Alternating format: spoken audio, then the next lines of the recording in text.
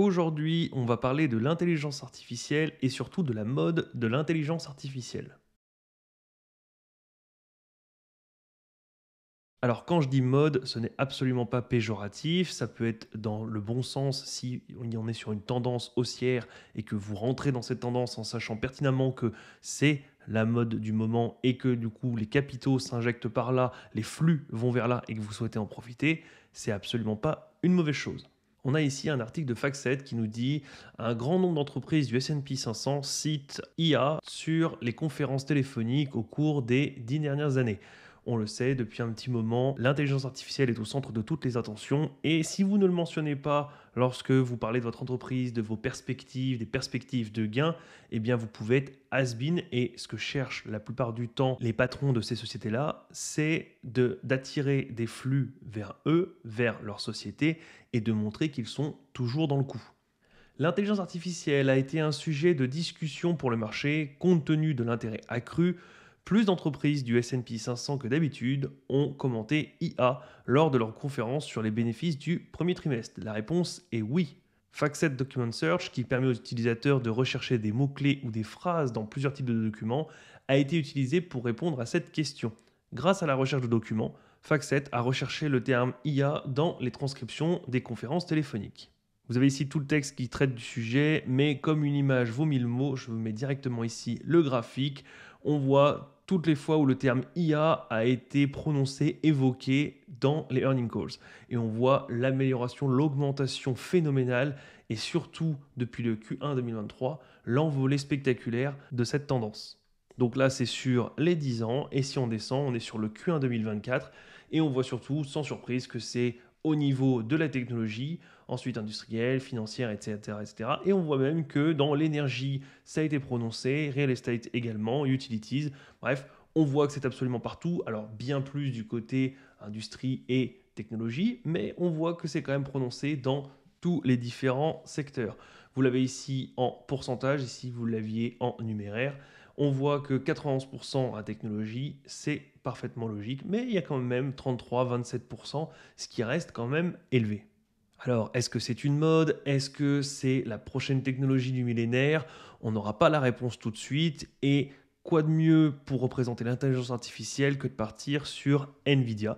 Nvidia qui cote aujourd'hui à 131 parce qu'on a eu le split de 1 pour 10. Donc, quelqu'un qui avait une action à 1300 dollars se retrouve aujourd'hui avec 10 actions à 131 dollars chacune.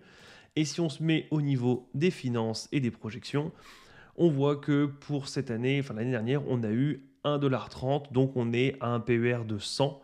On voit 1,30$ ici et on est à 130 dollars, donc on a littéralement un PER de 100. On voit cependant que les bénéfices sont en énorme croissance, une croissance relativement véloce pour les prochaines années. 2,70, 3,60, 4,15, 5,20, c'est phénoménal, ça va très très vite. Donc 2,70, on voit qu'on est au plus du double, donc on pourrait avoir un PER de 50 pour 2024. Alors sans dire que cette croissance est grandement optimiste, parce que je ne vois pas cette tendance aller aussi vite dans les prochaines années, parce qu'on le sait, depuis quelques mois, on a Google, Apple, Microsoft qui investissent dans des serveurs, dans des puces, etc., puisque l'intelligence artificielle est au cœur de leur attention, ce qui est une très bonne chose, ça se développe, mais une fois que les serveurs seront achetés et les cartes, les puces, etc., etc., eh bien, je ne vois pas ce qui va permettre une telle croissance. Alors, on le sait, on a toujours besoin de plus de puissance et dans les années à venir, il y en aura besoin d'encore plus, toujours plus pour justement entraîner les IA et ça va aussi se répandre dans les autres sociétés, dans l'économie, etc. Mais on a quand même les GAFAM qui ont des milliards, qui injectent des milliards. Une fois qu'eux auront fini leur commande, il se peut fortement que pendant un an ou deux, on ait une stagnation, puisque même si d'autres entreprises s'y mettent, elles n'ont absolument pas la force de frappe de ces titans-là. Et donc, même si ces titans renouvellent tous les 2 ou 3 ans les serveurs ou achètent de plus en plus pour justement faire grossir et entraîner encore plus d'IA, je ne vois pas les bénéfices doubler à chaque fois en 2 3 ans. Je pense donc qu'il faut faire attention. Attention aussi, ça ne veut pas dire qu'NVIDIA est une mauvaise société et que le secteur va mourir. Ça veut juste dire que on ne peut pas doubler tous les 2 ans comme ça sur 20 ans. Il y a un moment donné, il faut que ça se calme, il faut que la croissance ralentisse, voire même qu'on ait une période de 2, 3, 4, 5 ans de stagnation pour ensuite repartir.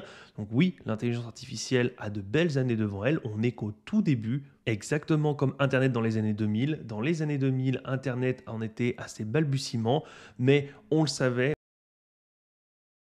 Internet n'allait pas changer en seulement 3 ans la face du monde. C'est pour ça qu'il y a eu cette bulle et surtout cette redescente, cet éclatement de la bulle, parce qu'on s'est bien rendu compte qu'au bout de 2 ans, on n'avait pas fait des progrès énormissimes qui n'avaient pas changé le monde.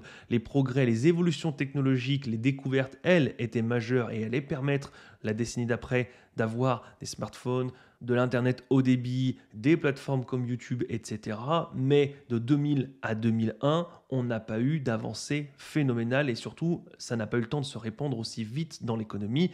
Les métiers et les infrastructures n'ont pas suivi aussi vite et donc les bénéfices n'ont pas suivi aussi vite non plus. Il se pourrait qu'on soit dans ce genre de configuration pour l'intelligence artificielle. Il se peut que dans 10 ou 20 ans, on ait entraîné des intelligences artificielles et que notre monde ne ressemble pas du tout à celui d'aujourd'hui, qu'il soit beaucoup nettement amélioré au niveau des processeurs et au niveau de l'assistance qu'on pourrait avoir justement avec ces IA. Mais je pense qu'en 2025 et 2026, on n'aura pas révolutionné le monde et que surtout toutes ces applications, ces nouveaux métiers, etc. ne seront pas forcément dans nos poches dans seulement 12 à 24 mois.